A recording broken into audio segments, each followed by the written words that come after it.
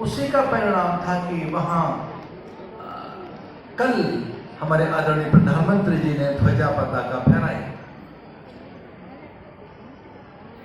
अगर हम पुरानी सभ्यताओं की ओर जाएं, इतिहासकार कहते हैं लगभग 47 सभ्यताएं आई जिन्होंने पूरे विश्व में अपनी ध्वजा पताका फहराई थी।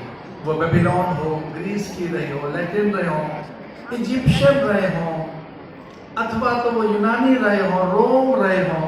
वे कहाँ हैं आज? वो कहाँ दिखाई दे रहे हैं?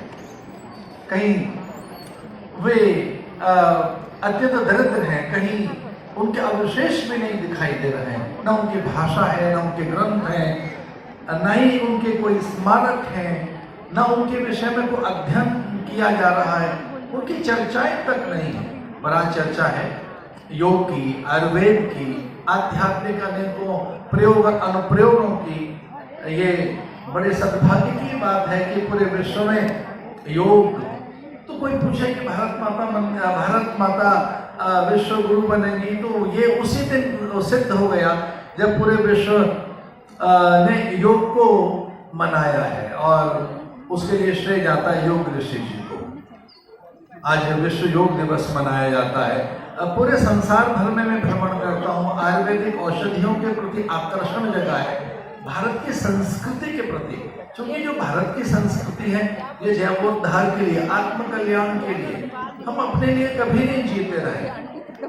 वो सर्वे भवन्तु सुखिनः हमने कहा हो, अथवा लोकाः समस्ताः सुखिनो भवन्तु, ये कहकर हमने ये बात कही हो कि केवल एक समुदाय के लिए हमारी प्रार्थनाएं नहीं है, केवल किसी एक संप्रदाय के लिए, किसी देश के लिए, किसी प्राणी के लिए। लोकाः समस्ताः सुखिनो भवन्तु।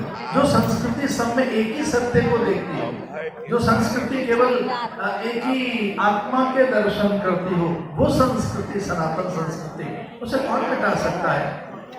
आदरणीय पूज्य स्वामी योग ऋषि जी महाराज और उसके बाद में पूज्य मुनि जी महाराज ने ठीक ही कहा कि हम उस संस्कृति के उपासक हैं जो नित्य है, वो कभी मिटती नहीं है।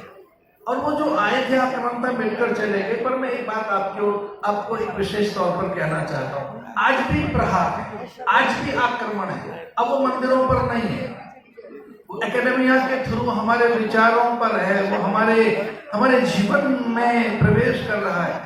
वो हार्वर्ड में, स्टैनफोर्ड में, कैम्ब्रिज में,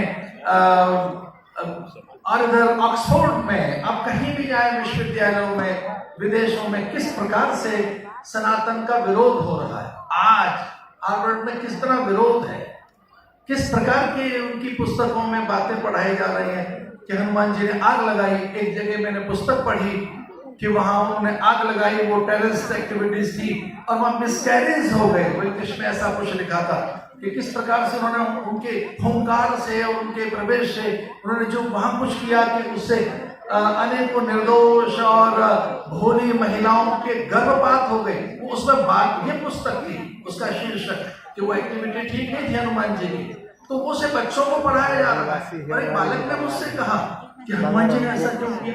ये विदेश में उनका वातावरण बदला है। मैं किसी विश्वविद्यालय क्यों संकेत नहीं कर रहा हूँ, पर आज जवाहरलाल नेहरू विश्वविद्यालय JNU का वातावरण बदला है और वहाँ के लोगों को यहाँ आना चाहिए। काशी हिंदू विश्वविद्यालय में, BHU में आना चाहिए और भारत के मनीषा यहाँ सुरक्षित है। मैं बहुत धन्यवाद हुए कहते हुए कि भारत की धर्म, संस्कृति, संस्कार, विचार, हमारी कालजयी मृत्युंजयी सनातन संस्कृति का रक्षण, संवर्धन, पोषण जहाँ से हो रहा है वो विश्वविद्यालय, भारतीय शिक्षा बोर्ड लेकर आए पूज्य योग ऋषि जी महाराज। वो बदलना चाहते हैं, पूरे देश में रूपांतरण करना चाहते हैं, और वो होगा विद्या के माध्यम से, विचार के माध्यम से। वो एक बड़ा आंदोलन आपको जीकर भी करना होगा, अपने आचरण से भी करना होगा।